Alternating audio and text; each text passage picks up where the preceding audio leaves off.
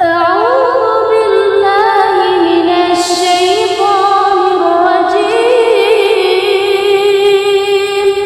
بسم الله الرحمن الرحيم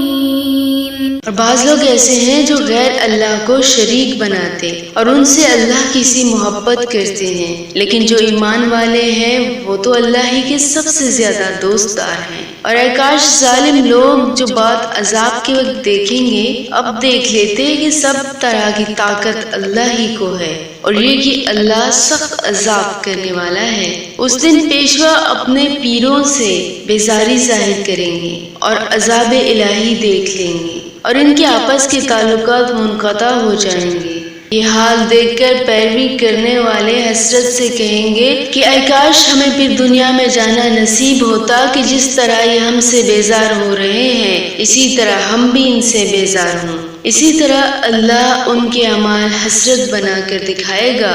اور وہ دوزخ سے نکل نہیں سکیں گے۔